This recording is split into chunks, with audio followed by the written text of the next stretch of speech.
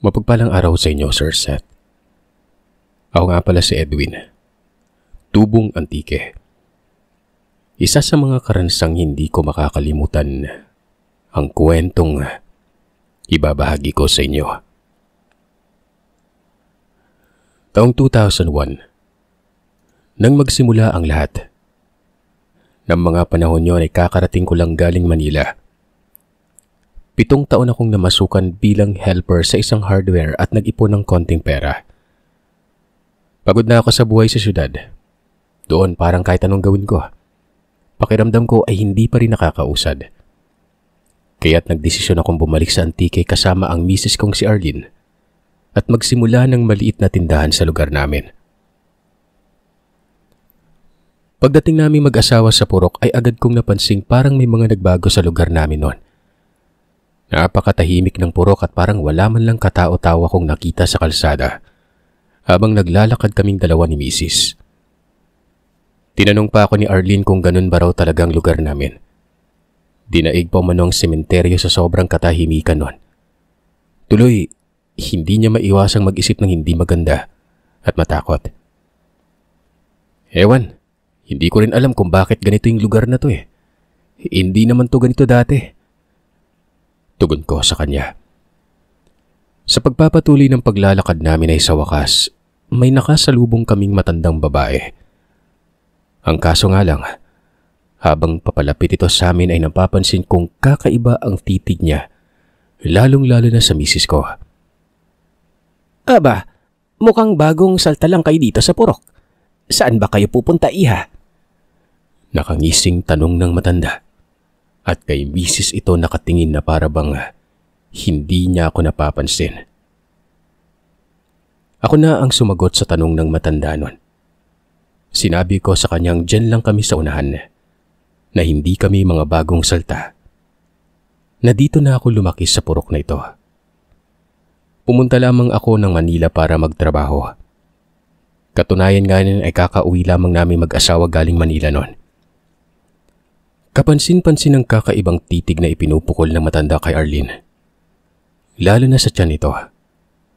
Pero ipinagsawalang bahala ko na lamang yun at hindi na binigyan ng kakaibang kahulugan. Ganun ba? O siya, sige. Mag-iingat kayo. Wika pa nito at hindi naaalis ang pagkakangisi. Biglang kumabog ang dibdib ko habang sinusundan ng tingin ng matanda. Hindi ko alam kung bakit pero pakiramdam ko ay parang may mali sa taong yon. Ipinilig ko ang ulo at nagpatuloy na kami sa paglalakad. Pagdating namin sa bahay, nagulat pa ang aking ina nang makita niya kami't agarang ipinapasok sa loob nun. Konting kamustahan lang, kwentuhan, nang dumating kami. Nagpahinga kasi kami kaagad dahil pagod na pagod kami mag-asawa sa haba ng biyahe. Nang sumunod na araw habang nag-aagahan kami ay naitanong ko sa aking ina kung ano ang nangyari sa Purok. Bakit parang wala yatang katao-tao nun? Sa bungad ng Purok ay marami-rami akong nakitang tao pero nung nasa kalagitnaan na, doon ko napansing parang ang tahimik ng lugar at wala na akong nakitang tao maliban doon sa matandang nakasalubong namin mag-asawa. Nagulat ako nang sabihin sa akin ni nanay ang dahilan kung bakit ganon ang nadatna namin. Ayon sa kanya, nitong mga nagdaang linggo umano ay bali-balitang may aswang na umaaligid sa Purok. At noong nakarang araw nga lang din ay may nakitang patay ang kapitbahay naming nagpapastol ng kalabaw tuwing madaling araw. Anya pa, habang naglalakad umano ang matanda kasama ang alaga nitong kalabaw, ay may nakita itong katawan ng tao na nakahandusay sa tabi ng daang malapit sa kawayanan. Nung unay inakala ng matandang lasing lamang ang taong nakita niya. Pero noong lapitan umano niya ito, nagulat na lamang ito at natakot. Dahil sa wala ng buhay ang taong nakita niya. May hiwa ito sa bandang tiyan. Nakausli na rin ng ibang lamang loob na parabang hinugot ang mga yon. Dahil sa takot na nararamdaman ng mga taga-Purok at pakiramdam nila ay hindi naligtas sa lugar, kung kaya't pinagbawalan din nilang maglalalabas ang kanika nilang mga anak noon. 2 beses din sa isang gabi ko magronda ang mga tanod para makasigurado ang mga itong ligtas ang mga taong naninirahan sa purok. Grabe naman pala yung nangyari dito sa atin eh. Baka naman hindi aswang ang may gawa nun ha. Malay mo baka may nakaaway lang ang taong yun kaya tinambangan at pinatay. Humugot ng malalim na hininga ang aking ina at sinabing sana nga ganun na lamang umano para mas mapanatag na ang kalooban ng mga tao noon. Kasi kung may nakaaway o nakaalitan lang ang taong yon, siguro naman hindi man dadamay ito ng iba. Ang kaso, hindi eh. Kilalang tahimik at mabait ang taong namatay. Ayon nga raw sa asawa nitong buntis. Kaya lamang umano lumabas ito ng hating gabi dahil may iniutos ang naglilihi nitong asawa sa bungad ng purok. Tapos ayon, hindi na nakabalik ang lalaki. Yun pala ay may nangyari na pala ditong hindi maganda. Teka, ano bang inutos ng buntis at gaano ka-importante at hindi na pwedeng ipagpabukas na lang? Usisa ko pa. Ano pa nga ba? E di nagpakuha ng santol doon sa bungad ng purok. Nakita mo ba yung puno ng santol doon sa bungad na maraming bunga? Yung nadaan ninyo papunta dito. Doon kumuha si Miguel kaya siya nadali ng aswang eh. Diyos me, kung bakit ba naman kasi ang daming kaartihan ng mga buntis? Kaya siya makukunan daw kung hindi susundin ang hinihingi nito. Hindi nag-iisip kahit 10 oras na ng gabi. Ayon, nautas nang wala sa oras ang Miguel na yon. Kaya ikaw Arlene, kung sakaling magbubuntis ka na at maglilihi, isipin mo muna kung ligtas ba yung asawa mo oras na palabasin mo siya sa gabi at maipapabili ka o ipapakuha. Hindi na ligtas ang panahon ngayon, lalo na dito sa purok natin. Sabi ni Tatay Tomas at hinarap ang asawa ko.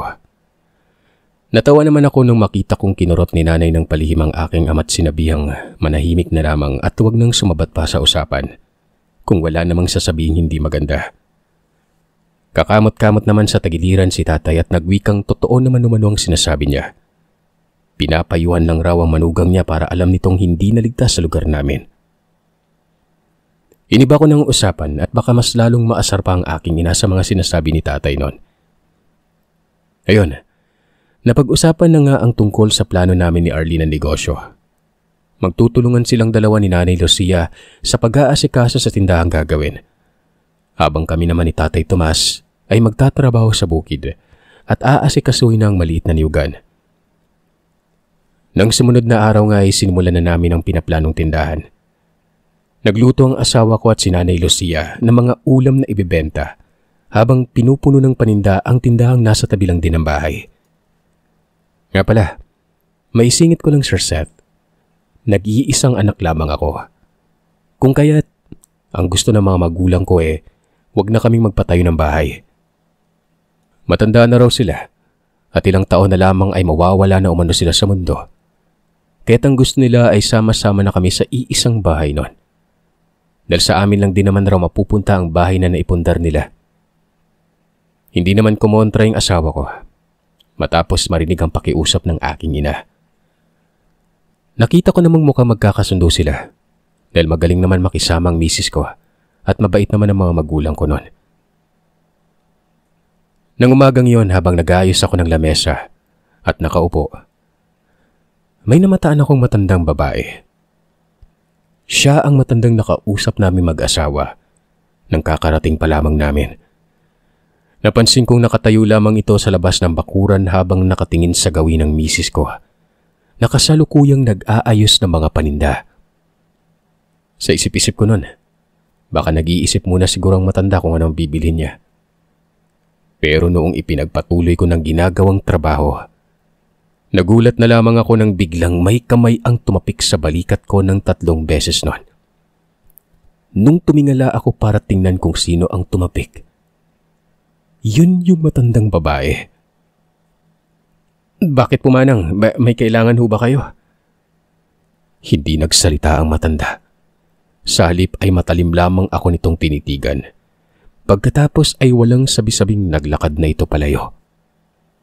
Pero bago yun tuluyang lumayo, huminto ito sa hindi kalayuan at parang may binulong-bulong dahil sa nakita kong bumubuka-buka ang bibig niya na animoy nagsasalita sa hangin. May saltik yata sa utak yung matandang yun Sambit ko pa sa sarili ko at nagpunas ng pawis gamit ang labakara ng asawa kong nakasampay sa balikat. Wala pang ilang minutong nakalayo ang matanda. Nilapitan ako ni Arlene. Tinanong kung ano daw ang kailangan ng matandang yon. Bakit bigla na lamang itong umalis? Wala. Huwag mo nang pansinin yun. Baka may sayad. Kalahin mo ba naman bigla na lang akong nilapitan at tinapik sa balikat? Tapos siya pa yung galit na umalis Di wala man lang sinabi kung ano yung kailangan niya. Tumangutango lamang si Arlene at bumalik na sa ginagawa niya. Ako naman ay minadali ko ng pag-aayos ng lamesang gagamitin nila at isusunod ko ang sasabitan ng mga paninda. Sa maghapong yon, tinapos ko ng ginagawang lamesa at iba pang gawain. Dahil sa kinabukasan ay aakit na kami ng bundok ni tatay. Noong kinatanghalian pa lamang ay napansin kong parang ang bigat-bigat na ng pakiramdam ko. Sumasakit ang bato ko at sa pakiwari ko ay aatakihin yata ako ng alta presyon. Hindi naman ako katabaan at wala sa lahi namin ng may high blood. Ilang beses kong hinilot ng bahagya ang sintido para kahit papano ay maibsan man lamang ang pananakit at pangangalay ng bato ko noon. Ayos ka lang ba anak? Tanong ni tatay. Ayos lang ako pang. Sigurado ka? Sa nakikita ko parang hindi maganda yung pakiramdam mo Sigurado ka ba talaga? Nagdahilan na lamang akong medyo mainit lamang ang panahon, kung kaya't medyo hinihingal ako noon. Dapat magpahinga ka muna kapag alam mong pagod ka na Hindi naman minamadali itong ginagawa natin Anya, at tinulungan na akong ayusin ang sasabitan ng mga iba pang paninda. Sa kinahapunan, hindi ko na talaga nakayanan pa ang samang nararamdaman. Kung kaya't nagpaalam na muna ako kay Mrs. at kay Nanay Lucia. Sinabihan ko silang papasok na ako ng bahay at magpahinga sandali. Kako, tawagan na lamang nila ako kapag may kailangan sila. Nagmadali na nga akong maglakad papasok sa bahay. Dahil sa parang unti-unti na akong kinakapos ng hininga nun. Naisip kong baka pagod lamang siguro ako sa dami ng ginawa ko ng araw na yon kung kaya't ganun ang pakiramdam ko. Pagpasok ko sa kwarto, agad na akong nahiga. Ipinikit ang mga mata. Hindi kalaunan na hindi ko na namalayan ang sariling nakatulog na pala ako nun. Makalipas ang ilang sandali ay hindi ko alam kung panaginip lamang ba o totoong nangyari. Sa kadahilan ng may naaaninagan akong isang matandang babae ang nakadungaw sa bintana ng silid na tinutulugan ko. Matalim ang mga titig nito sa akin. Walang tigil sa pagtulo ang malalapot nitong laway. Nagtataasan din ang balahibo nito na halos matakpan na ang mukha't aakalain mong sintigasyon ng alambre. Sobrang nakakapangilabot pagmasdan ng matanda. At kahit na anumang pagkilos ang gawin ko, hindi ko maigalaw-galaw ang katawan sa hinihigaan nun. Gusto kong bumangon pero hindi ko kaya. Gusto kong sumigaw at humingi ng tulong pero walang boses ang lumalabas sa bibig ko. Mas lalo akong nanghilakbot nang makita kong tumuntong na parang pusang tatalon papasok sa bintana. Ang matandang yon. Sa kanya rin nanggagaling ang mahihinang pag-atungal na parang asong aagawan ng pagkain. Maya-maya pa, nakita kong para na itong bayawak na dahan-dahang gumapang pababa ng bintana papunta sa kinahihigaan ko.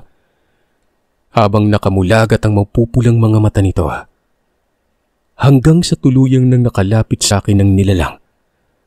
Walang sabi-sabing hinawakan ako sa leeg at dahan-dahang sinasakal. Habang sinasakal ako ng matanda ay naririnig ko itong nagsasalitang ibuka ko umano ang bibig ko at tanggapin ang bagay na ibibigay niya. Umuungol na ako ng mga oras na yon habang pilit na pinipigilan ng sariling wag maibuka ang bibig. Pakiramdam ko kasi may ibang binabalak ang matandang ito. Hindi ko ito magawang itulak dahil ng mga oras na yon. Hindi ko maigalaw-galaw ang katawan. Ilang sandali pa ay ramdam kong dahan-dahan ng kinakapos ang hininga ko. Pasikip na rin ang ginagawang pagsakal sa akin ng matanda o kung anumang klaseng nilalang. Pikit matang nanalangin na lamang ako na kung panaginip lamang ang lahat, sana ay gisingin ako sa malabagungot na pangyayaring yon. Ilang saglit pa ay bigla na lamang akong naalimpungatan at napabalikwas ng bangon. Habol ang hiningang napahawak ako sa leeg ko. Dahil sa pakiwari ko ay parang namamalat ang lalamunan ko't natuyo nun. Pahinging tubig! Ang tanging nasambit ko na lamang na makita ko si Arlene. Nagmadali niya naman akong inabutan ng tubig at tinanong kung ano ang nangyari. Kanina niya pa raw ako ginigising pero hindi ako magising-gising. No medyo na imasmasan na ako, ikinuwento ko sa kanya ang mga napanaginipan ko. Ay naman sa asawa ko, matapos mapakinggan ang sinabi ko, baka dala lamang daw ng pagod kaya nananaginip ako ng hindi maganda. Sarado naman ang bintana pagpasok niya ng kwarto, kaya malabong mangyari ang nasa panaginip ko noon. Lumipas ang mga araw, mas lalo akong nanghina. Palagi na akong nagkakasakit. Tuwing sasapit ang dapit hapon ay nakakaramdam na ako ng panlalamig sa katawan at tumataas ang lagnat ko. Gabi-gabi na rin akong nakakarinig ng mga mahinang kaluskusan at pag-angil sa labas ng bahay na para bang may kung anong klaseng hayop ang nasa labas noon na gumagala. Hindi ko naman masabi-sabi sa asawa ko ang kakaibang narinig na ingay at nararamdaman sa labas. Gawa ng ang himbing-himbing ng tulog niya palagi. Nung minsan namang tinanong ko ang mga magulang ko kung may kakaiba ba silang napapansin sa labas ng bahay tuwing gabi, umiling silang dalawa at sinabing wala naman umano. Katunayan nga raw umano, ang himbing ng tulog nila nitong mga nagdaang gabi. Siguro nang dahil sa pagod kaya palaging bagsak ang katawan nila sa kinagabihan. Bakit anak? May napapansin ka bang kakaiba sa bakuran ng bahay natin tuwing madilim na? Dagdag pang wika ng aking ama. Sabihin ko daw sa kanya kung may naramdaman akong may umaaligid sa labas ng bahay. Baka raw kasi mamaya ay aswang yon. O kaya naman ay magnanakaw. Wala naman pang. Maiksing tugon ko. At inisip na lamang na baka guni-guni ko lang ang mga naririnig. Siguro dahil sa hindi magandang pakiramdam ko kaya kung ano-ano na lamang ang mga naririnig ko noon. Isa pa, imposibleng ako lang ang makakarinig at makakaramdam kung sakaling meron man. Ipinagsawalang bahala ko na lamang ang lahat. Sa totoo lang Sir Seth, kahit na masama ang pakiramdam ko ay pinilit ko pa rin magtrabaho. Ayoko kasing maging pabigat sa mga magulang ko, lalo na at may binubuo na akong pamilya noon. Isa pa, ayokong bigyan ng alalahanin si Arlene dahil alam kong palagi siyang pagod sa pag-aasikaso ng tindahan. Magmula kasi nung magbukas kami ng tindahan ay dumagsa ang mga namimili. Nasa bungad pa kasi ng baryo ang tindahan, kaya't para hindi na lumayo ang mga kapitbahay, sa bahay na namin ito pumupunta para bumili ng mga pangangailangan nila. Habang lumilipas sa mga araw ay napansin kong parang mas lalo lamang lumalala ang nangyayari sa akin.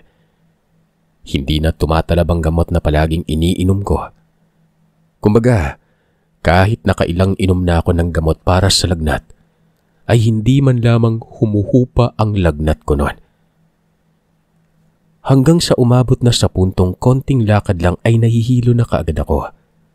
Masakit na ang ulo ko't parang mabibiyak na yon.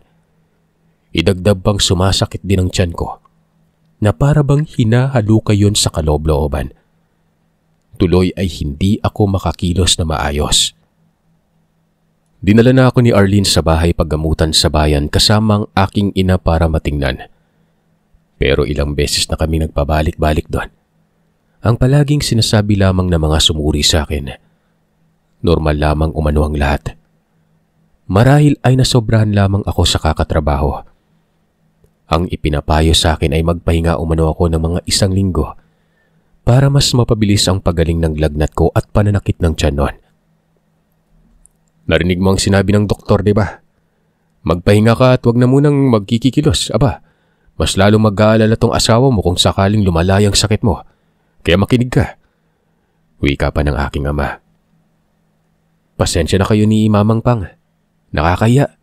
Ilang araw pa lang kami dito sa atin pero ito nagkasakit na ako. Wika ko pa nang nakahiga na ako noon. Ano ka ba? Huwag mong isipin ang hiya-hiya na yan. Abat pasalamat nga kami ni Mamang mo dahil dito ka nagkasakit. Paano kung doon pa kayo sa Manila ng asawa mo tapos tinapuan ka, di ba? Sino na lang yung titingin at mag-aasikaso sa inyong mag-asawa? Lalo ka na. Dagdag niya pang saad. Sayang umano. Balak pa naman daw nila sa susunod na linggo ay pumunta kami sa bahay ng abuelo ko. Dadalawin namin ito para kamustahin kung ano na ang nangyari.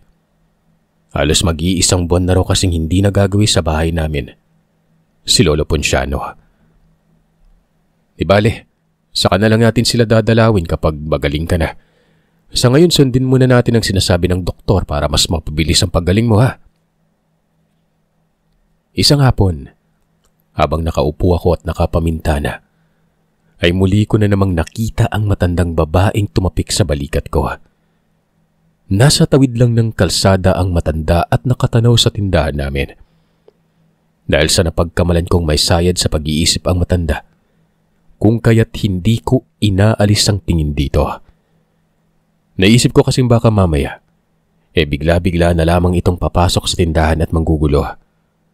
Mas mainam na yung alam ko para mapigilan ko kaagad ito sa kung ano man ang binabalak. Sa katagalan ng pagtitig ko, Sir Seth, ay unti-unting rumihistro sa isipan ko ang matandang may napakapangit na mukhang pumasok sa bintana ng kwarto bago ako tinamaan ng sakit na hindi malaman-laman kung ano. Teka, parang kawig niya yung matandang na panaginipan ko sabi ko sa sarili ko. Maya-maya pa ay nakita kong bumubuka-buka na naman ang bibig niya. Tapos ay para itong batang nag-ihip sa kamay at ibinato papunta sa harapan ng tindahan. Lihim na lamang akong napamura at nagwika sa isipang dapat ay hindi hinahayaang magpakalat-kalat sa kalsada ang mga baliw gaya ng matandang yon. Mamaya kasi niyan makasakit pa ito ng ibang tao. O kaya naman ay ng mga kabataang makakasalubong niya. Kung hindi pa ako nakaramdam ng pananakit ng tiyan ay hindi pa ako aalis sa kinauupuan habang namimintana. Total ay hindi ko na alam kung umalis ba ang matandang may sayad sa utak o naroroon pa rin sa tawid nun. Kinagabihan, Sir Seth, nilagnat ang asawa ko. Sa sobrang taas ng lagnat niya ay wala na itong tigil sa pagsusuka at nagrereklamo na siyang sobrang sakit daw ng ulo niya. Kaya naman ang gabing yon, isinugod namin siya sa paggamutan. Nung malapatan na siya ng gamot at medyo umayos-ayos ng pakiramdam niya, ay doon pa lamang namin na lamang buntis na ng 3 buwan si Arlene. Nako, baka naman nausog ka anak kaya sumakit ng gusto ang ulo at sinikmura ka pero di bale, mukhang maayos-ayos naman ang kalagayan mo. Wika ni Mama nga. Siyempre, walang pagsidla ng tuwang nararamdaman ng mga magulang ko matapos nilang malamang buntis ng asawa ko. Hindi pa man lumalaki ang tiyan ni Mrs. ay ang dami-dami ng mga pamahiing sinasabi si nanay na dapat sundin ng asawa ko noon. Marami din siya mga ipinapayo kung ano ang dapat gawin at kung ano ang mga kakainin ng buntis.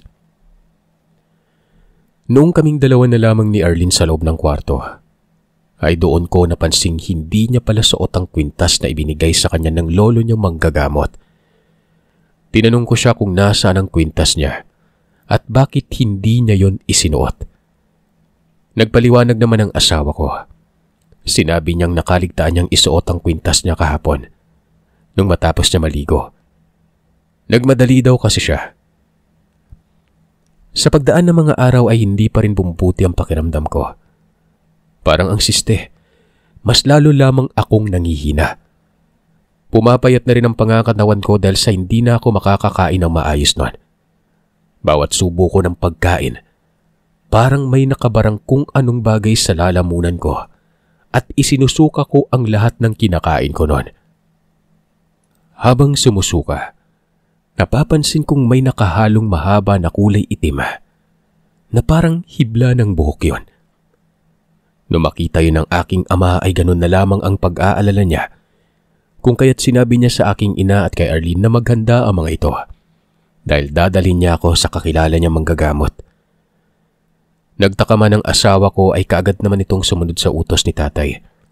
At nang matapos ng makapaghanda, dali-dali na nila akong dinala sa manggagamot.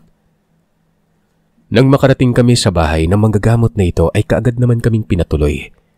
Inihiga ako sa mahabang upuan. Lumapit ito sa akin at nagpakilalang Mang Vicente. Agad na pinulsuhan ako nito. Pagkatapos ay kinapa nito ang sikmura ko at may inusal.